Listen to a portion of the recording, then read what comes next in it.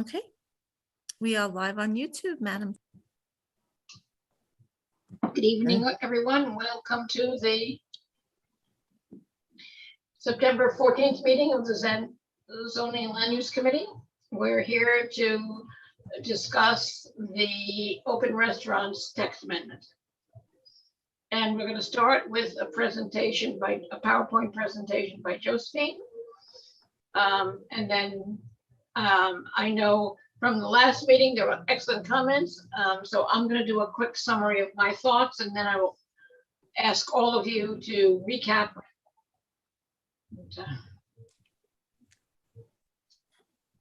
Okay.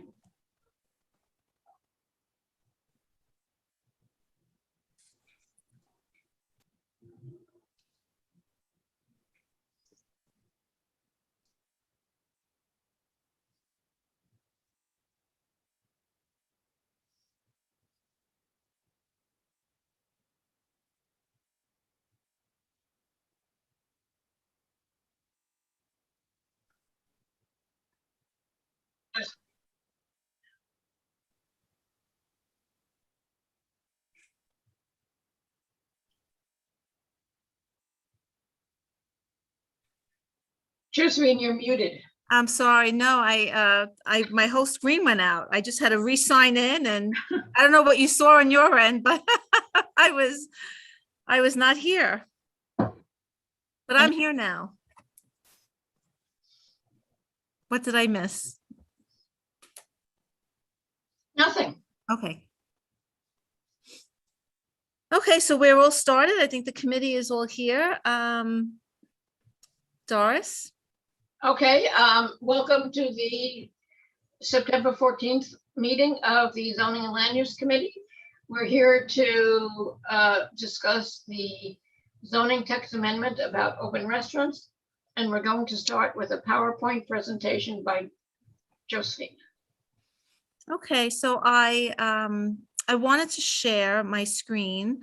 I did a quick summary with the help of, we had an intern this summer who was very helpful. Her name was Brianna Anastasi, and she helped us put some just quick slides, and I added a few edits following our last meeting on September 2nd, just to quickly give an overview.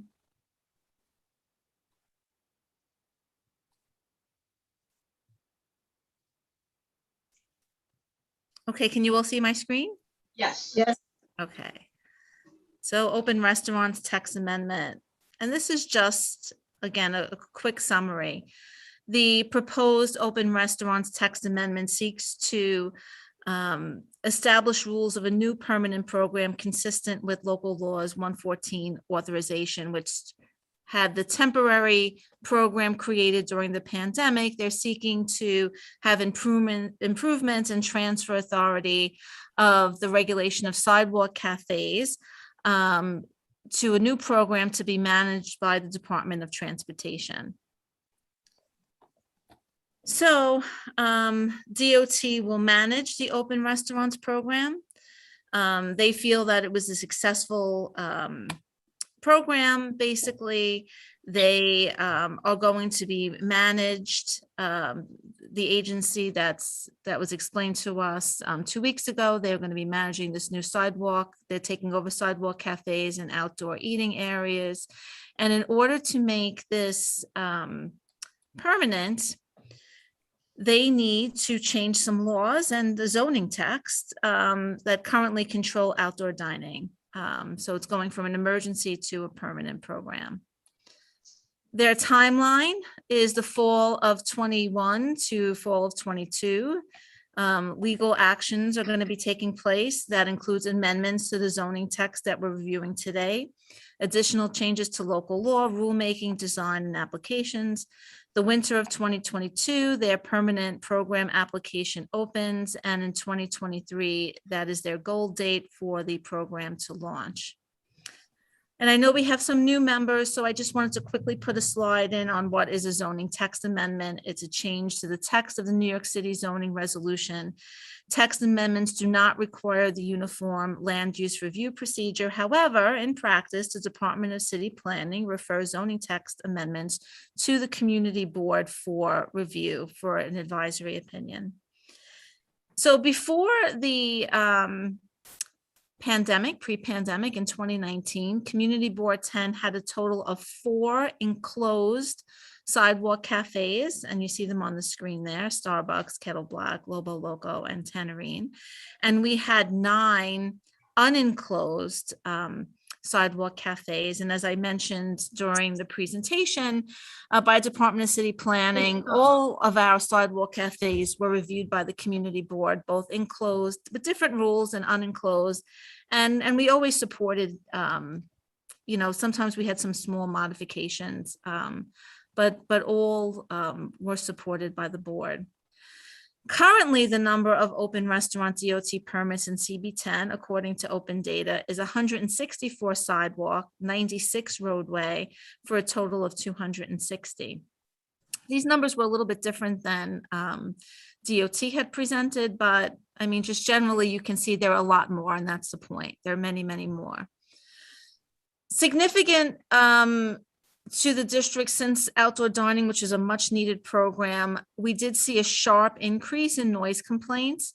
Pre-pandemic, we had 217 noise complaints in Community Board 10 relating to eating and drinking establishments. Post-pandemic, from March of 2020 to about July of 21, there were 1,390 noise complaints, which is about a 540% increase. And for the restaurants, some of them had, as we know from police and public safety and other presentations, we've had some that have had hundreds of complaints. But the top 5, and are pretty much, with the exception of Katrina's, all corner properties. So they're large outdoor dining areas. So that kind of explains some of it. And okay. With Bocce, it was more or less the amplified music reason.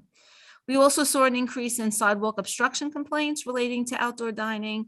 In the district, there were about 204 sidewalk obstruction complaints during the that were logged into 311. Let's see here. A lot of the noise complaints, about 20%, were between the hours of 1 a.m. and 5 a.m. And I thought that was interesting to just know. Because sidewalk cafe rules typically ended by 1 o'clock. So 20% of our noise complaints are coming between the hours of 1 a.m. and 5 a.m. Sidewalk seating.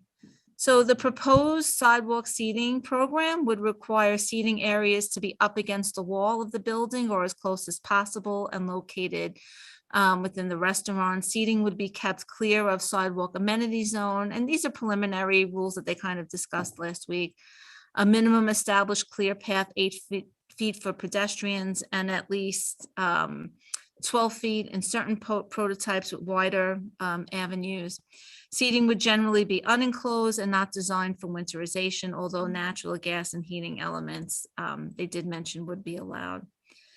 So currently, there's a whole host of sidewalk cafe regulations that speak to clear path, obstruction, service aisles, et cetera, that are regulated currently by the Department of Consumer Affairs. And if you are a state liquor authority on-premise license holder, you do have to indicate that you are so when you have a sidewalk cafe, and you must provide waiter service. The proposed sidewalk seating rules have lots of different clearance pathway requirements for their sidewalk seating rules, fire hydrants, bus stop shelters, bus stop poles. It's an awful lot that they've listed on their website. I just share some of it here. I don't know how well they're followed, because we do get complaints, but there is a listing on their website of proposed seating rule obstruction free requirements similar to the sidewalk cafes.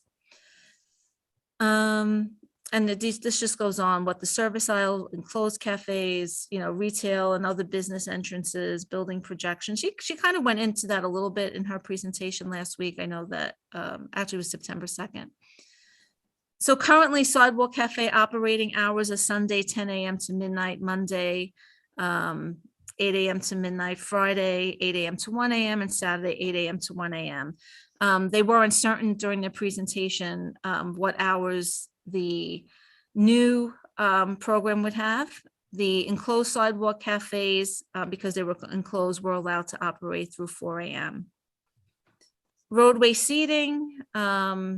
The proposed roadway seating program would be limited to no farther than 8 feet from the curb. All seating and any protection would be fully contained within the parking lane and would be protected.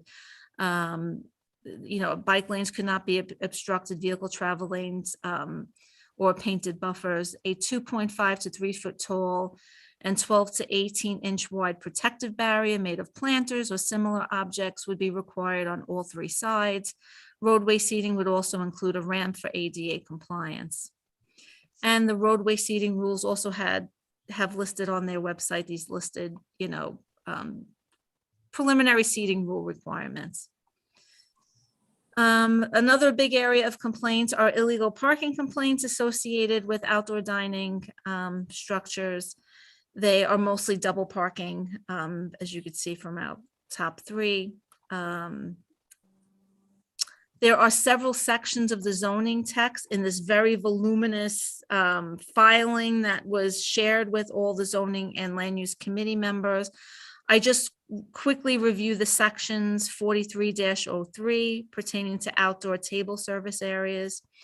Notwithstanding any other provisions of this resolution, outdoor service areas associated with eating and drinking establishments meeting all requirements set forth by the Department of Transportation shall be permitted within any required sidewalk widening areas. Josephine, Yes. could I ask you just to scroll back for a second to the slide with the clearances for the roadway establishments, just a couple of slides back.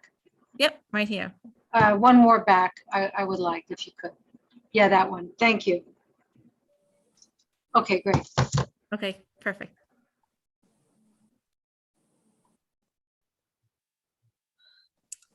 Um, 52-34 commercial uses in residence districts.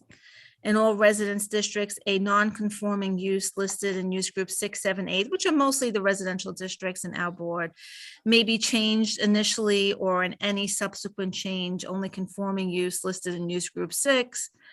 And basically what this takes out is eating or drinking places is replaced with establishments with musical entertainment, but not dancing. Thus permitted as a change of use. Wow. Shall be subject to the enclosure provisions of 3241. So this was highlighted in the filing, and then 3241 is all C districts. In the districts indicated, all such uses shall be located in completely enclosed buildings except for storefronts or store windows associated with eating and drinking establishments, which may be open to serve customers outside the building. So it pretty much, from my read, and we'll turn it over later, it really does expand pretty much from what they said during the presentation. Most areas within our board to allow sidewalk and roadway dining. Let's see, 3305 outdoor service areas, bulk regulations for commercial or community facilities in commercial districts. This is a new ad. Notwithstanding any other provisions of this resolution, outdoor table service areas as within eating and drinking establishments, meeting all requirements set forth by the Department of Transportation, shall be permitted within any required sidewalk widening areas. We had a question about the C8 triangle because currently it's a 0 sidewalk display area. We're still awaiting a response on that. But I don't think there'll be an impact because C8 area does allow eating and drinking establishments. So most likely if one wanted to apply, I didn't see anything in the new text that would prohibit it. And then I just put together some pictures that were sent to us, just showing some of the issues that we've had, you know, with garbage collection and with, let's see here. This is Positano. You you want to can note see- the picture on the left, the crosswalk is blocked. Yeah. And, you know, you see some of the sidewalk obstruction issues. And could you go back up one more? In this picture on the right, the white tablecloth in the front is not, it is in front of a hairstylist, not the restaurant.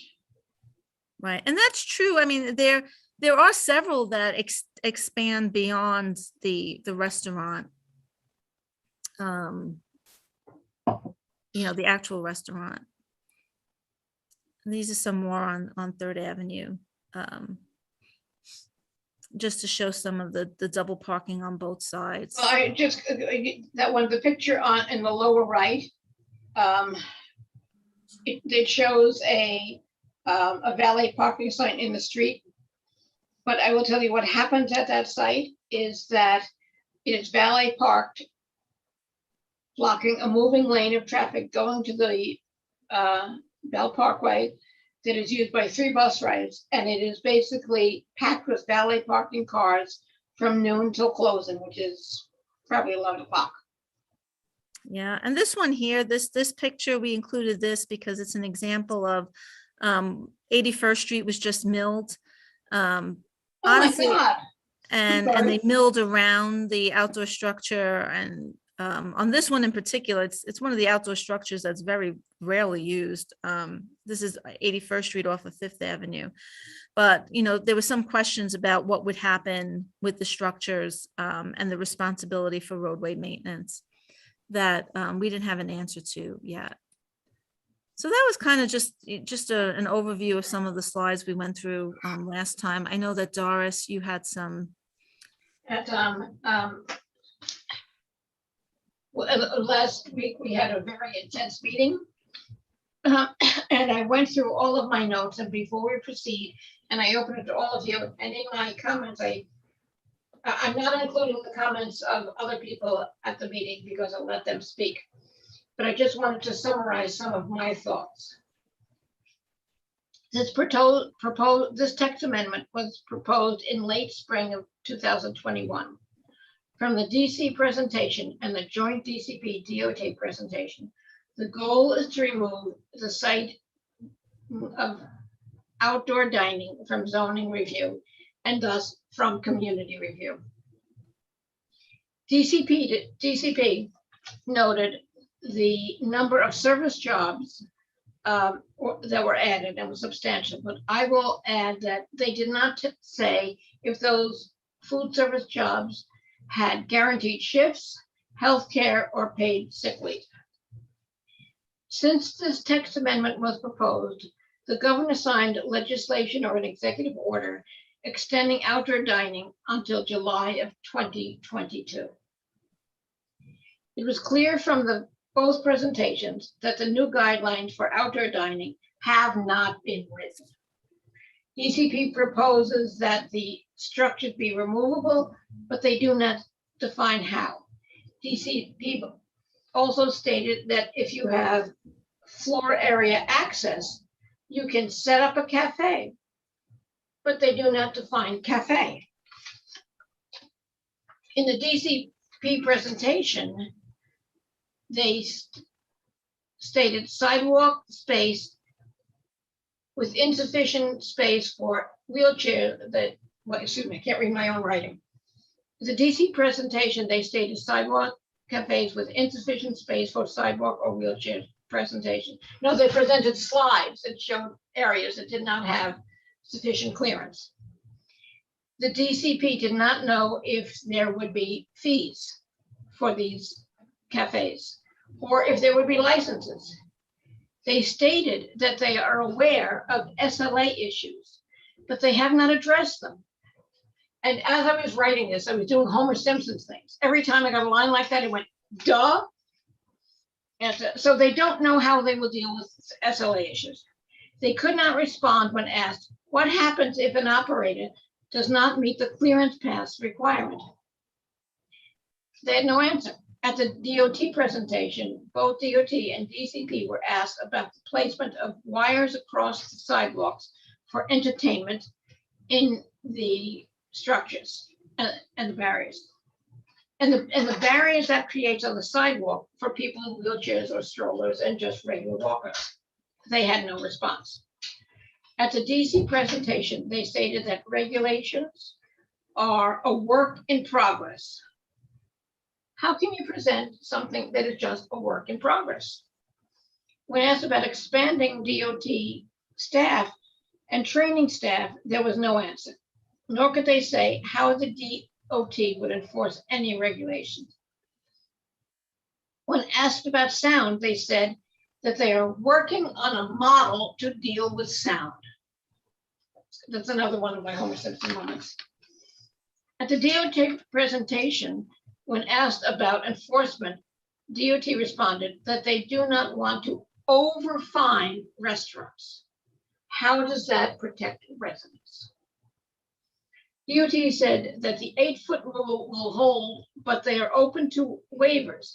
Again, waivers are not defined.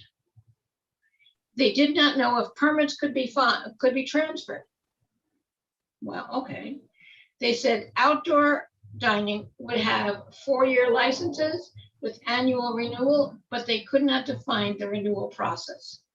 At another point, they said it would be 2 years, so they don't have any clear answer there.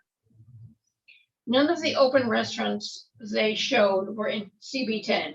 None shown had the pedestrian traffic, bus traffic, and truck traffic that commercial corridors in CB10 have. It was unclear if restaurants or cafes could use residential streets.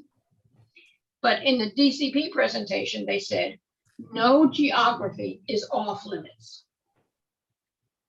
Since there are no guidelines at this time, and DCP and DOT have 10 months before the new open restaurant law requires, in my opinion, this amendment should be denied with the request that DCP and DOT return when they have created the regulations, when they have done their job. And now at the last meeting, Steve, Dean, Lori, Stephanie, Barbara, and Robert had many excellent comments and have spoken to Anne, and she also has important comments. So we'll now open it. I will shut up and open it to you. So raise your hand. Who wants to go first? Anne. Okay, Anne. My comments will be a little bit scattered. I was unable to be there on the 2nd, but I did listen to the YouTube of DOT presenting to the city planning commissioners, which was almost a 2-hour presentation. So I'm familiar with some of the specifics, so probably not all of what you saw last week. But what I find very disturbing is that one of the premises of DOT is how they're going to balance the needs of the street and sidewalk. And I say to you, what about the needs of vehicular traffic? And I know vehicular traffic is not popular these days, but I don't think that we're going to be replaced by bicycles. I hope, and I hope it's soon, that we will be replaced by completely hybrid vehicles and electric vehicles, but vehicles are not going anywhere. I think that there's a lack of attention to the pedestrians and a lack of attention to the people who reside above the commercial establishments. And they talk about these cafes as a benefit to the public. I propose to you it's a benefit to the patrons, not the public. Also, I'm irritated by the fact, by the seeming baseline that The restaurant is crowned supreme. Why can't the vegetable vendor have a stand on the sidewalk and on the street? Why can't the pottery demonstration be taking place on the sidewalk or the street? Where is it, how is it that restaurants have become king? And also, I was disturbed in the presentation that city planning referred to the fact that New York City is behind the times. You look at Paris, you look at Venice, you look at Amsterdam, the street life is vital and active. And yes, that's true, but much of it is plaza and piazza located, not vehicular street located. So I feel very passionate about this and its damaging effects, and also realistic about the fact that once again, the powers that be are so huge that at best we're going to get a few tweaks and a little bit of say so, but they're going to barrel this through without us. I have a few questions along the way, and I guess which I can pipe in later. But seasonality was one of the topics that I was a bit confused about. What I felt I understood from DOT's presentation is that when the cafes become permanent, they're still temporary structures and would be expected to be removed from the street and sidewalk in the winter. And that would be at that time that the milling and other street maintenance would be done when the cafes have been pulled in. I don't know how realistic that is.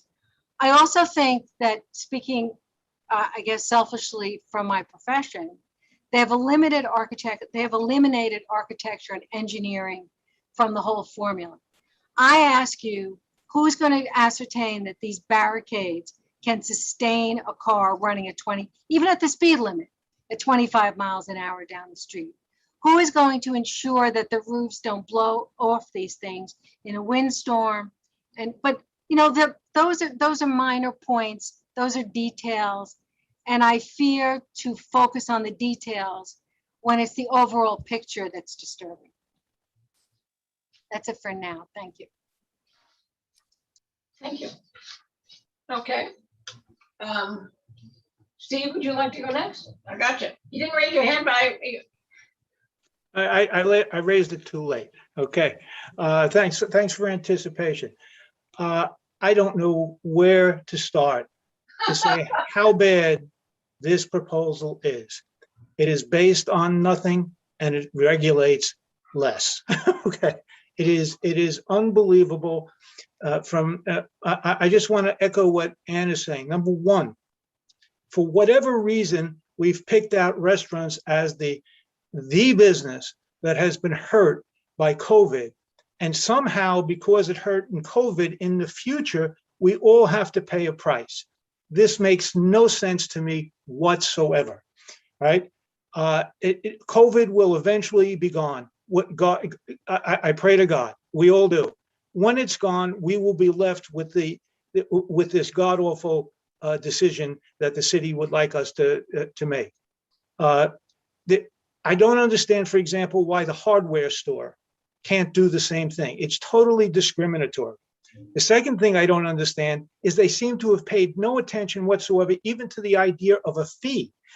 We have, for however long, had an application process for sidewalk cafes. That application process was quite rigorous and had to go through the community board and involved very large fees, first for the application, and then on an annual basis or a semi-annual basis, I'm not quite sure what it was, that brought great revenue into the city.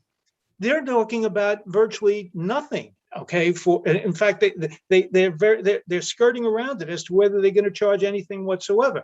This is giving away basically my taxes and your taxes, okay, to the people who will have this sidewalk out there. We maintain the sidewalk, the taxpayer, and they will be able to use it at will and exclude other people. This makes no sense whatsoever, right? The next thing I want to point out is that Bay Ridge Community Board 10 is basically a residential community. Those stores that are on 3rd Avenue and on 5th Avenue, most people don't recognize, are already in residential zones, right? When I say a residential zone, all right, there are overlays that are permit certain restaurants or certain types of businesses to service the local residential community. We are now reversing that, basically giving it to the businesses, and the residents are the ones who are going to pay the price. We have people who live above these stores. We have people who live on the blocks. Understand that this will go down all the way from 100th Street to 69th Street, whatever, where Community Board 10 stops, right? It will go that entire distance. And each one of those blocks goes back 150 feet, okay, as far as where they can put business, commercial establishments, including restaurants. That means that the people on those blocks, okay, are going to have to pay the price in parking and noise and everything else that comes with the commercial avenues included. I mean, I can't even begin to tell you how horrible this is going to be for the people on those blocks. And that's like all the blocks between 4th Avenue and Ridge Boulevard and 5th Avenue and I think 7th Avenue, 6th Avenue, okay? It is just phenomenal that no one here has even given a thought to the residents and where they're putting this. Now, this might work well, okay, in Times Square, just what we're talking about, what Ann was talking about as far as Paris is concerned. It might work in a plaza circumstance. It does not work in a commercial area. It is a sop to the restaurants, and I'll tell you, not all of the commercial establishments are in favor of this. When you have two sidewalk cafes that actually enclose, say, a nail salon, nobody sees the nail salon as they go along, and that means that their right to advertise themselves through an appropriate sign is gone. Now, this is a horrible, horrible thing. I have no idea who would even think about something like this, but what I do suggest is this. We are dealing right now with an administration that has a few months left and seems bent on doing this. All right. I think that this kind of a thing should be put over to the next administration. And I think that's a very important point, because I don't think it should just be for legacy purposes. It should be something that serves the people of the entire city of New York and appropriately. And I will vote against this as many times as I can. End. Thank you very much, Steve. Well, very well said. And you missed a point that you brought up at the last meeting, which was that I probably missed many. Well, no, but you elaborated on some. But one of the ones is that there are various agencies involved, and there's no one agency that really has primacy to deal with the issues here. None. Right. Okay. Thank you. That's why I take notes. I saw Anthony had his hand raised. I don't know if I did. No, well, I'm gonna hold on. I was gonna piggyback off of Ann and Steve, covered it. Both of you guys said everything in detail and so eloquently. And coming off the last meeting that I was at with TNT, I just find that these plans are haphazardly put together with no oversight, and it's just sort of like, deal with it and it's going to happen. I mean, there are too many questions that need to be raised. I mean, there are some restaurants, and I don't think Penny Antico alone on 92nd has both the avenue and the street, and another sidewalk outdoor cafe. They've got like almost 3 or 4 additional. It's and some of them are built so ornately that it takes up even more space, and then some look like they're going to fall apart. There are so many questions. I can't agree with Ann and Steve more that there either needs to be a solid plan with solid oversight, or this just needs to just continue to be voted just down as many times as possible. And I feel bad for the restaurants. They did suffer during COVID. They've had to adapt and deal with a lot of nonsense, and they still do. I think in the long run, though, this will only add to it and not make it better. So I thank you, Ann. Thank you, Steve. You guys really, you hit all the marks. That's why I put my hand up and then down, because he had said some stuff that I wanted to say. But yeah, thank you. But it's nice to hear more reinforcement of the Yeah, system. absolutely, 100%. Dean or Stephanie, you want to speak? I'm good. I'm going to give Stephanie a preface. Stephanie and I live near Positano, which is the pictures that were shown don't come anywhere to describe how egregious it is. This is 4th Avenue, which is a route to the Belt Parkway, which is used by 3 bus lines. And they use the parking lane. They have taken 1 lane for valet parking, and it leaves 1 lane for driving. And when they have deliveries, it's a nightmare. And you can see from one of the pictures that they are, but it's just egregious, and I think there are others, and I don't mean to single them out, but I mean, without any regulations, without any oversight, this program will not work. Lori has her hand raised. I'll chair, Lori Willis. Hi, I just wanted to mention, so I have seen the Department of City Planning and DOT's presentation on this proposal a number of times in different contexts. And so I've seen many incarnations of what's going on here. Not only when they present to our board, there were presentations for chairs. There was a presentation to the borough board. So it is amply clear to me that, you know, one of the presenters actually from Department of City Planning in speaking said, well, you know, we're going to have our open restaurant plan, you know, that's all going to be hammered out. Everything's very preliminary now.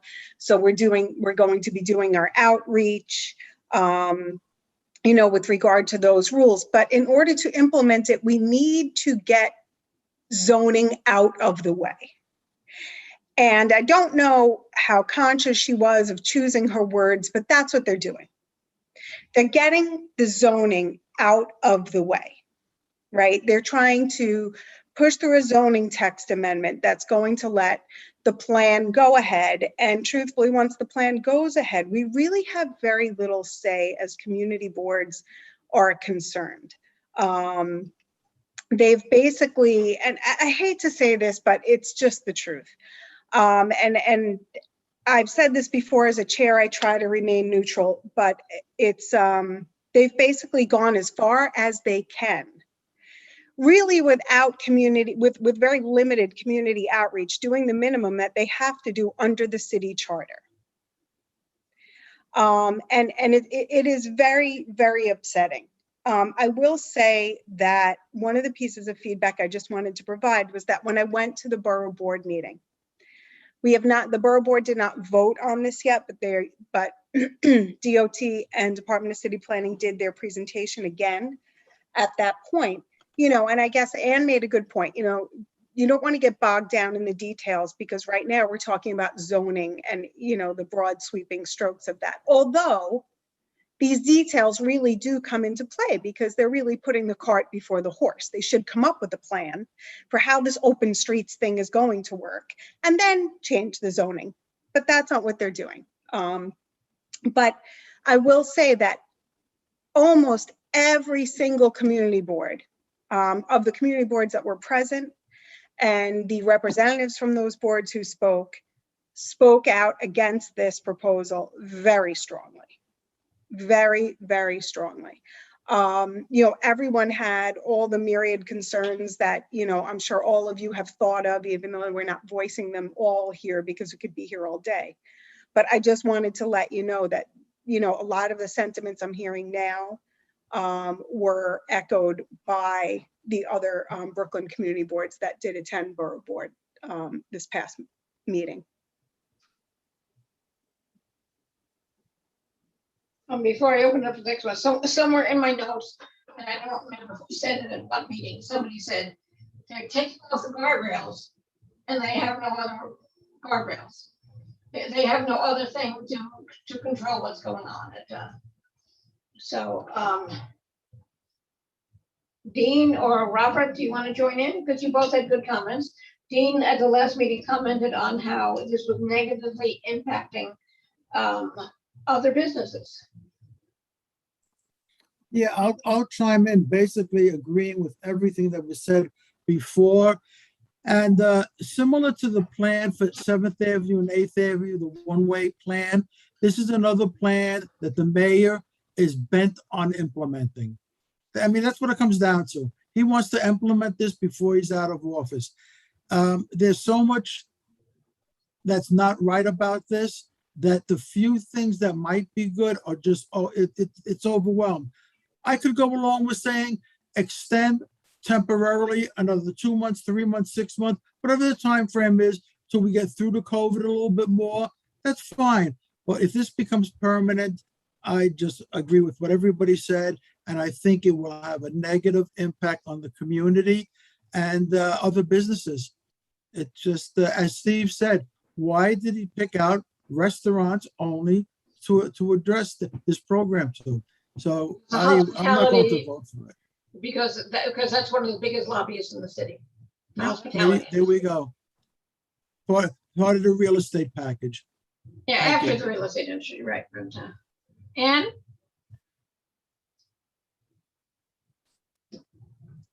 They want to talk about clearances. I say we should have 25 feet from the roof of the cafe to the first residential windowsill. 50 feet from the end of the cafe to the first residential property. You know, they want to talk about, they probably don't want to hear us say, we just hate the whole thing. So I think it's just a crazy idea. If we wanted to load up the clearance suggestions, we would knock them out of a bunch of districts, because if you have to have clearance from the roof of the cafe to the windowsill above, you're basically doing a lot of limiting on the commercial strips in the residential zones.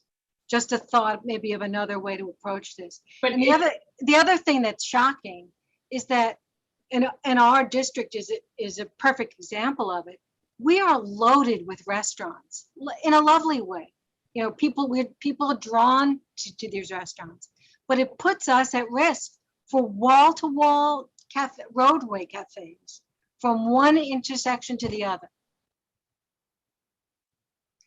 I'm going to add something in here. I got a flyer in the mail the other day from Fushimi Restaurant on like 91st Street and 4th Avenue, advertising live outdoor DJ Friday and Saturday night.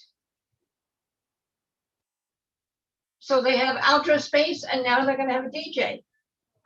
Fortunately, there are not many residents around them, but if they have it, who else is going to have it? And what will this do to the quality of life of residents on 3rd, 4th, and 5th Avenue? Can you picture that flyer, Josephine?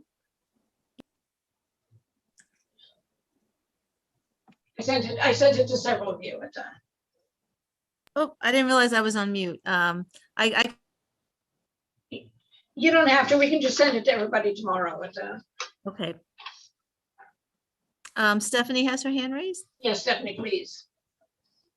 I don't want to be redundant. All of the other committee members, I think, mentioned the long list of issues that I have in front of me on paper, but I did want to ask or add, have there been any responses from other city agencies? For example, there is no mention about what the fire department thinks. I imagine that just emergency response vehicles are going to have a really difficult time responding to the community if there are these roadside cafes. Additionally, I know that if there's a fire, an engine needs to be parked close to the curb to reach a burning building, let's say. I don't want to get caught in the weeds here. As I mentioned to you earlier, Doris, that's a little bit like rearranging deck chairs on the Titanic, because I think the whole the whole plan is just bound to fail. But I wanted to bring up one of the points that I brought up at the last meeting that concerns me the greatest is what is the public review process for this? And then what if this does go through?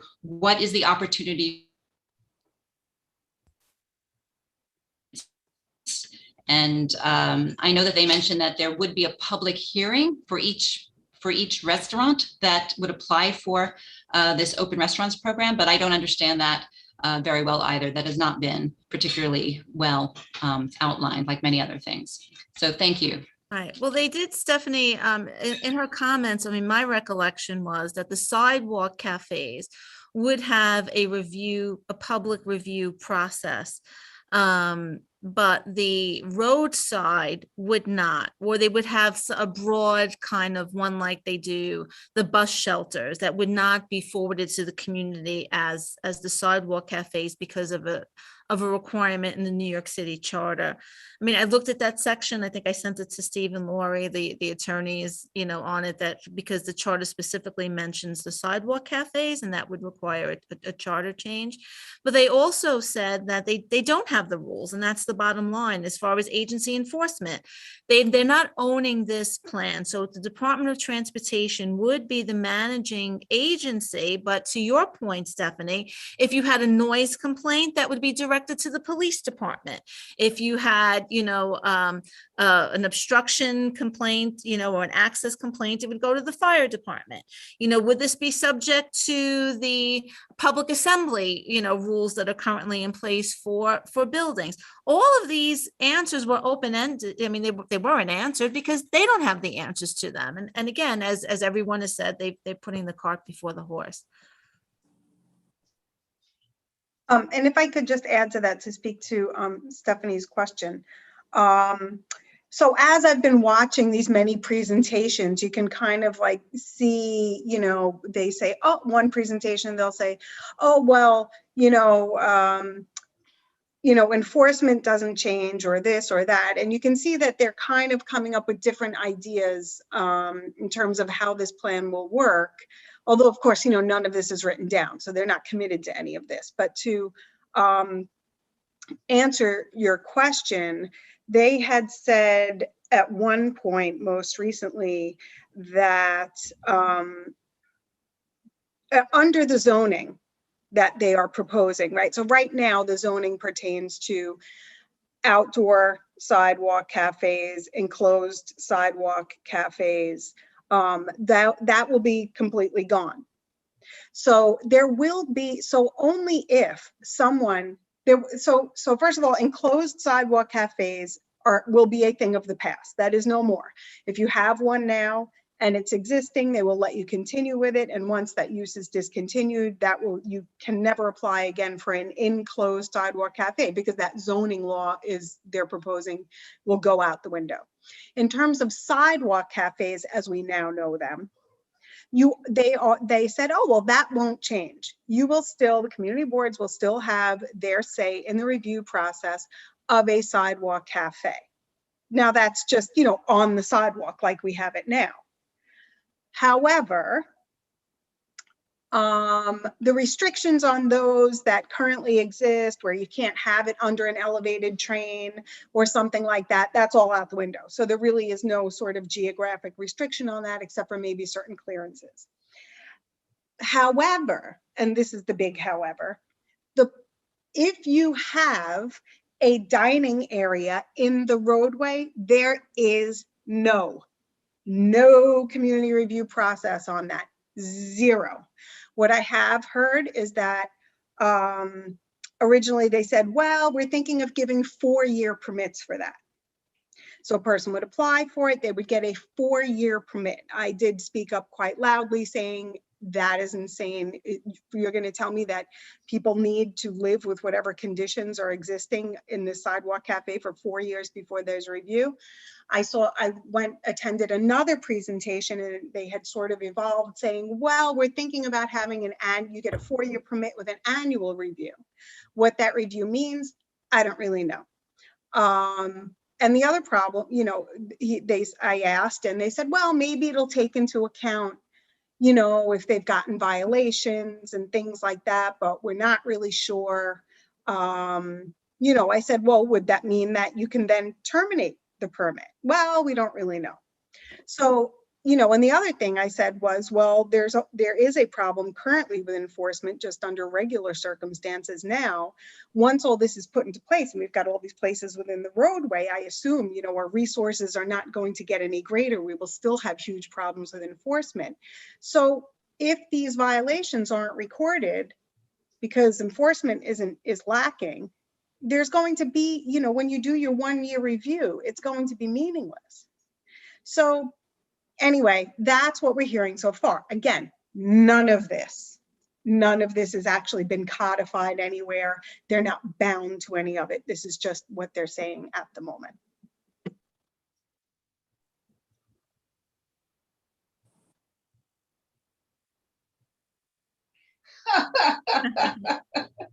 I just read Anthony's comments. It's why is it harder for me to get a park permit to do Shakespeare and Owl's Park than for somebody to have a restaurant in the street? Well said. And I would like to reinforce one of the things that the Department of City Planning said is that they said no geography is off limits. If you have a ground floor space, you can have a cafe.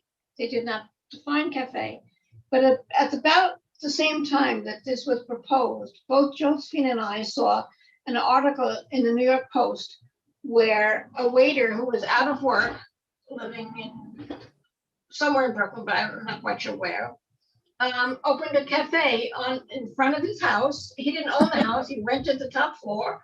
He cooked upstairs, he brought it downstairs, there were tables outside, and he brought them in to go to the bathroom.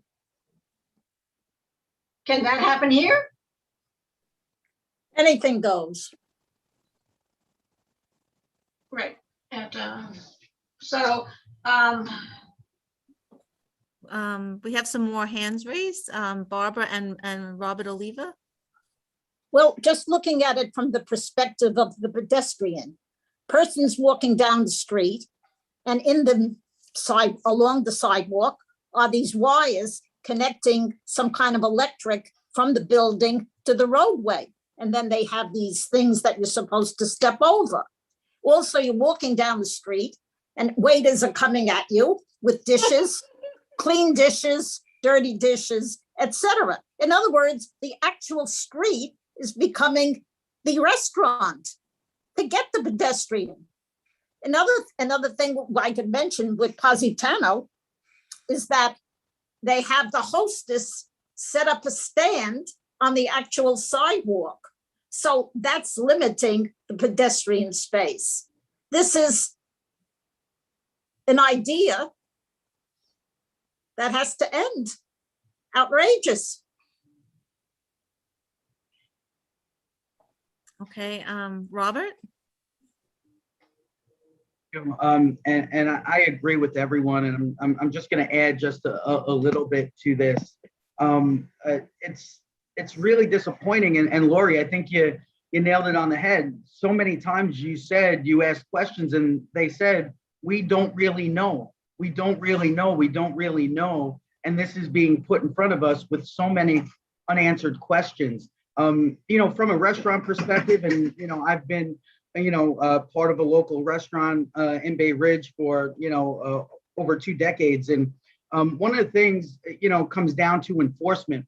During COVID, the left hand didn't know what the right hand was doing. There were inspectors from a number of different agencies that would come in and say the same thing, right? Interpreted differently by the owners of the restaurant. So now you add a layer of this, and no one knowing what's going on offers even more confusion to restaurants that were having an even more difficult time. So you add this layer and you don't know what enforcement looks like. It confuses things, and everyone starts to operate in a gray area without following the letter of the law. And that adds another complicated aspect to this. So without knowing the plan, it's just not good. Even restaurants who want to see this move forward are going to have challenges with that, overcoming this. So without that clarity and that certainty, I think the restaurants who do want this are even going to have an issue with it. I also want to say that, when it comes to parking, quality of life, the trash on the corners, that the overflow of people being outside leads to, it's not good for our neighborhood. It's not good for our community. If you look in the mornings, right, and we're talking about restaurant business hours, but in the mornings, because of these structures outside, if you go outside any supermarket or store, the trucks that normally would be parked in front of these supermarkets, they are double and sometimes triple parked unloading. And it creates a very, very unsafe environment, both for pedestrian and for the driver. So I agree with all of the points that have been made. You talk about the sidewalks becoming restaurants, then you have another layer of the scooter drivers and the delivery drivers who are driving on the sidewalks right now because the traffic is too much in the streets. But I do have one question to ask with a new administration, coming in, in 4 months. And to Steve's point earlier, I know the administration now is going to try to push this forward, but is there any opportunity for this to be waited out so, it does not come into play? And with the new administration, our voices can really be heard. I'm just wondering how that plays out. Lori, I'll let you go to that because you go to the borough boards and you have more of a sense of the feeling of other boards. What was the question? You said I have more of a sense of the feeling of the boards. I'm sorry. Well, if this does not proceed now under the current administration, what are the prospects in the next administration? Or we have no. It was my impression that the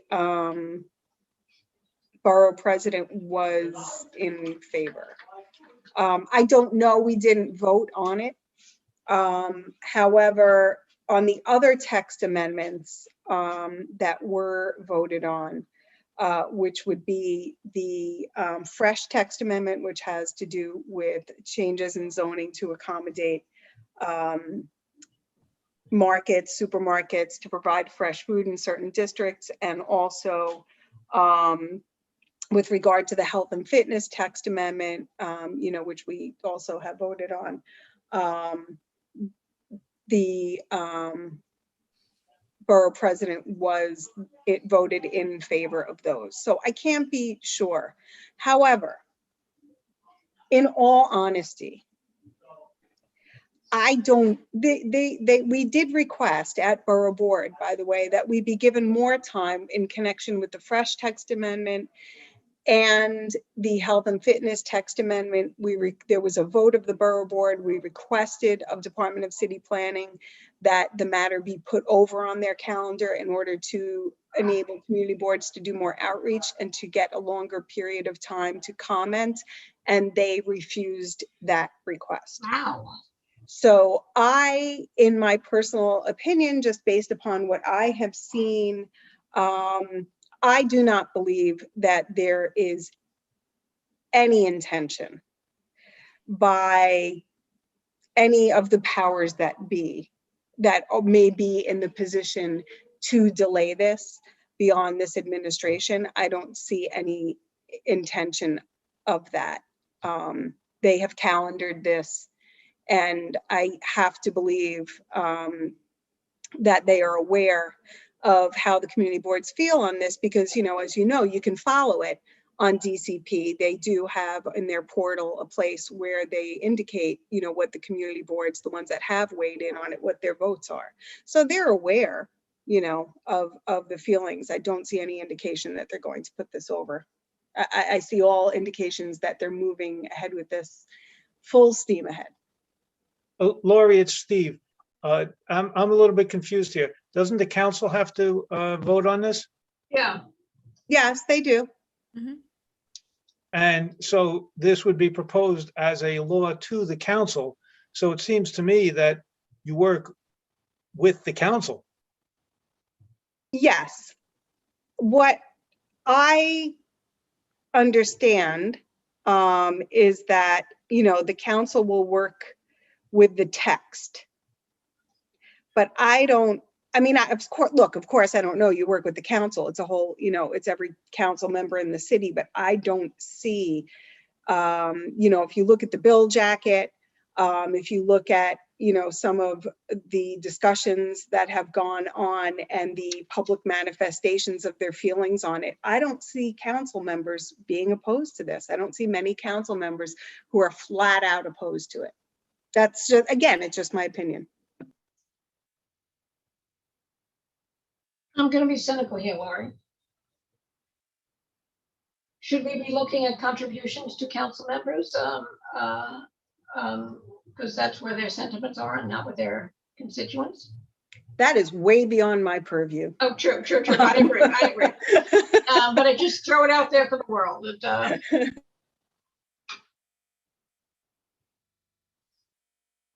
Okay, I think we have had a pretty exhausting conversation. Would we like to? We have to vote on this. Do we want to vote to approve this text amendment or deny it? And what comments would we add? May I just make a comment before? I think that this has, one thing I want to be very clear on, I think we all have to be clear on that, is that this is not an anti-restaurant vote we're about to take. Correct. This vote, because I believe this will hurt the restaurants in the long run and create great problems, all right, throughout this city. All right, so with that being said, I would vote to oppose the, what is it? It's a Zoning text amendment. to oppose the zoning text amendment. Do I have a second? Stephanie, second.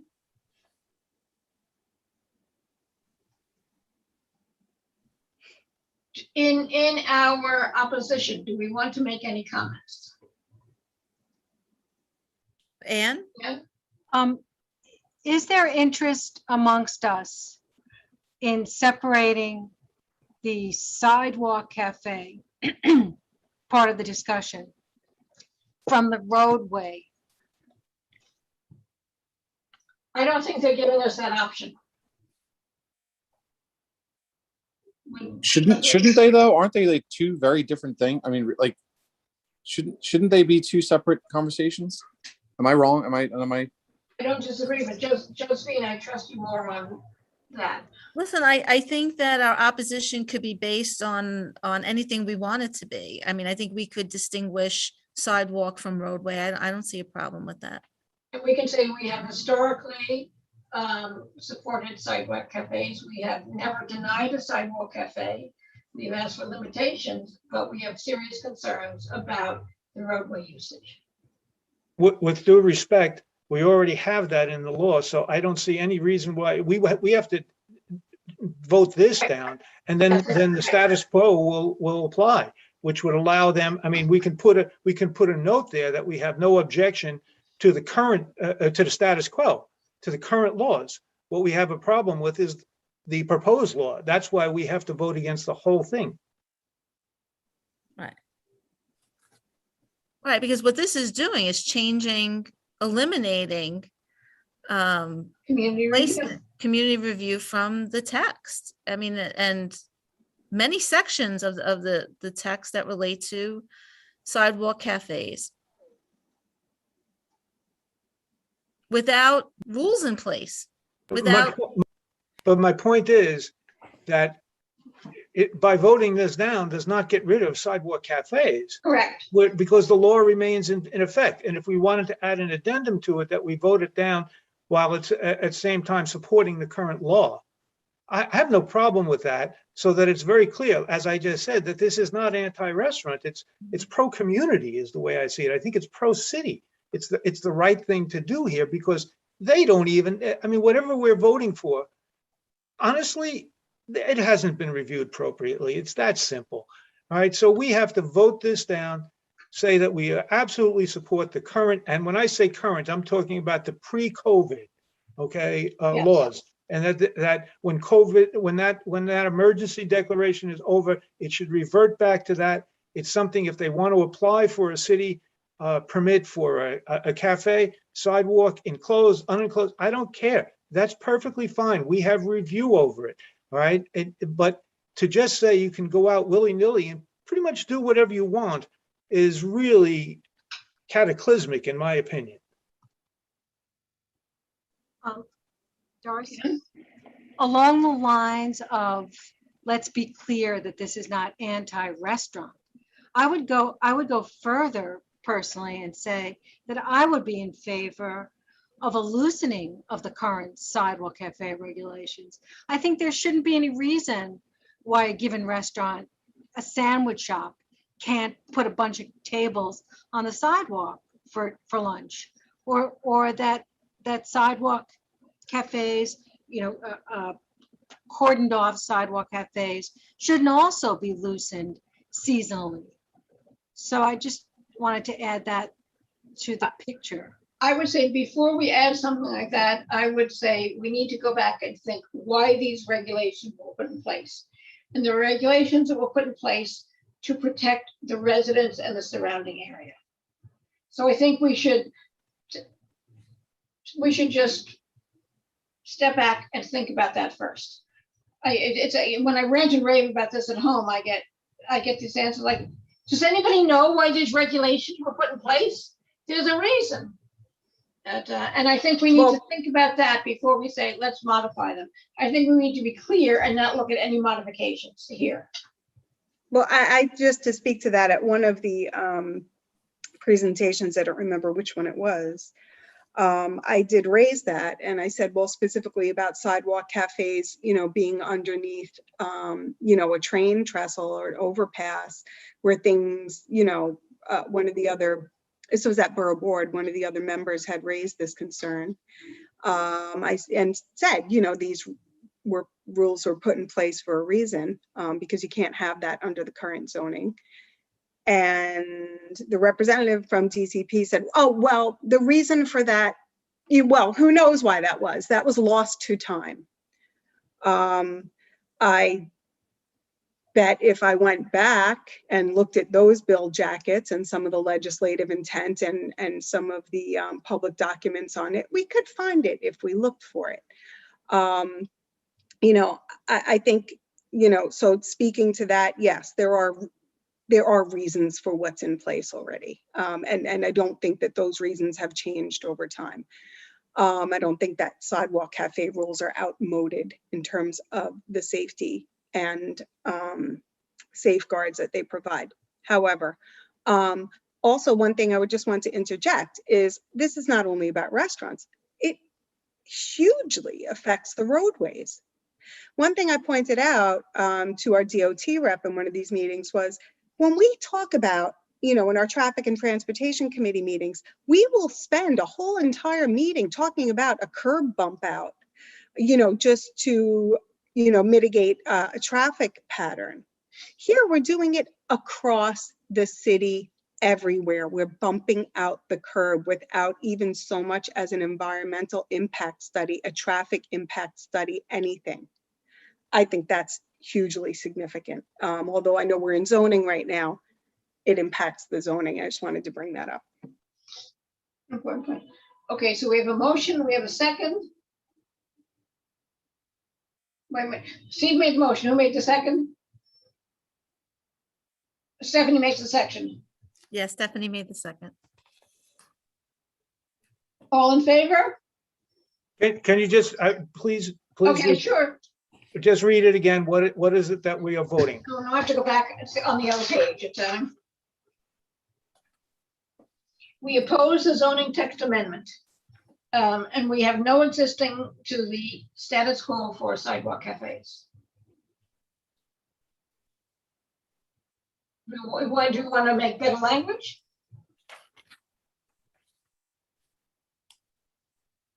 Again, that we have no, what? We have no objection to the status quo for sidewalk cafes as the law is now. Okay, I don't think status quo, because there might be a few illegal ones out there. I think Okay, much better if we just said that we have no objection to the current rules involving sidewalk cafes, either enclosed or unenclosed. Is that okay? yes, I don't want to sound too provincial, though, that, you know, we don't want anything changed. Could we soften the, that we are in favor of the status quo and, Well, I don't really think it's necessary. Okay, because the status quo is going to still be there. We don't have to say that we support something that's already there. I frankly just think, Okay. I think it should be very strong. We oppose, period. I think so too. okay, so we have an amendment to oppose the zoning text amendment, but we have no objection to current rules for sidewalk cafes, enclosed or unenclosed. Do I have a second? No, I just said, I was trying to soften that, but I personally believe, okay, I think this is my motion. I think it basically should be, we oppose the, even strongly, but that doesn't make any sense, okay? We Okay, oppose the proposed text amendment or whatever it is. So you don't think we should list the reasons why, Uh, or some strong language? The About why? reasons why would take us most of the night to put forward. Okay.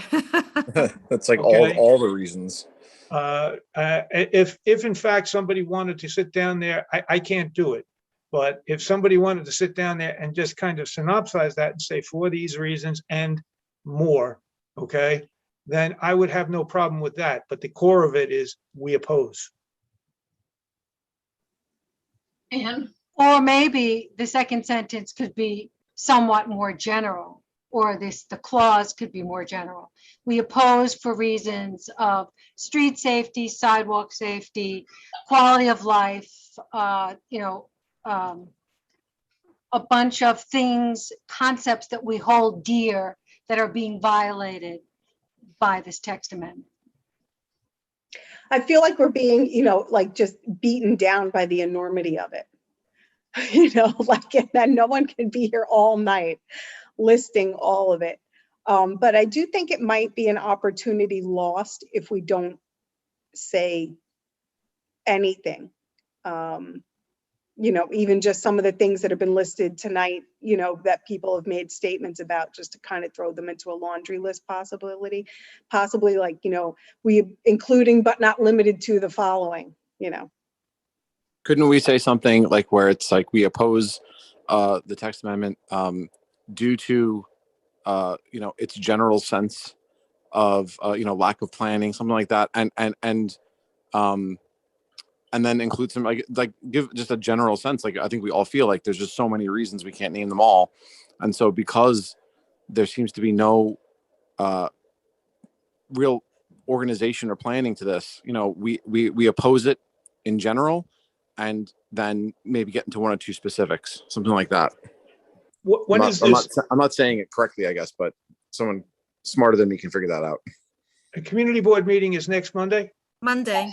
Okay, could we, I mean, to me, this is something that cannot be done in committee at this moment with, it's going to take somebody to sit down and write the reasons and say, and for these reasons, we oppose. If we're going to do it, otherwise, I think it's, but it's I have no problem with that, but the bottom line has to be, we Right. oppose. right. And Well, has to I be- would say, and as I said, I cannot write this. I do not have the time right now. So someone has to sit down and write this. I can volunteer to be in a small group that does this. I would just like to make one comment. One of the reasons we need to oppose this is because they are removing an existing regulation and replacing it with nothing. It's a lack of any regulations for the process going forward. They're changing this, they're taking this out of the zoning text. They're removing this to make way, as you know, everyone has said here tonight, rules that we don't know what they're going to be yet. We're removing it without knowing what the rules will be for these establishments. And that should be one of the reasons. Okay, there's your Okay, first all one. right, Okay, but the other reasons that we all talked about tonight, if somebody has this, wants to go back through looking at the, I mean, I would normally do this, and I'm being serious about that, and you know I'm serious. respect you, Steve. Okay, but this is something that someone should really go back through this, right, with your notes or whatever, and then write the reasons down that was stated here. Some of them are, many of them were duplicative. I mean, I have no problem with that, but we can then consolidate them. But I do agree that there should be something more than we oppose. But if we don't have it written appropriately, if we don't have the time to do it, then it should just be we oppose. But somebody has to sit down there and take care of it. And then maybe on Thursday night or something like that, we could get together for 10 minutes to vote on it. And we're not voting on the traffic and transportation issues, or so we'll have a meeting at 6. Right, so Thursday we have traffic and transportation at 7, so maybe we could do this at 6:45 or 6:30. I would say 6. Sorry, Josephine. And I would suggest if you had it written and sent to us like a little earlier, then we could just get on and vote. Gotcha. And I would say to all of you, any of your comments, please send them to Josephine and we will go through them at Okay. Do we start with the word whereas? Who's We doing could, we this? don't- yeah, Who's we don't- doing this? We don't have to. And graciously volunteer to help. And thank you. No, I volunteered to help. To help. Yes, to help. I said to help. and I'm looking at Yes. you. Stephanie, I'm looking at you only for your common sense approach. And anybody else, and Lori, I think I might need your help here too. I will do my best. I am absolutely swamped this week with work, but my day job. But I will do my Oh, best. what's that? I can consult, but I am working toward a trial right now. I cannot, I didn't even want to be on tonight, okay? But Yes, somebody, if you want to call me, be my guest, I'm available, but I cannot have the time to write this. Okay, Okay. we'll see what we could come up with and, So we're opposed with thoughts for the next step. okay. The next vote can. And, Thank you. and a short regroup when? A Thursday short- night Thursday night. at 6. At 6? Send me a reminder. Yep, you got it. Okay. Okay, all. Thank you all. Okay. Okay, very good. good night, everybody. It's always good to hear all of you. Thank you.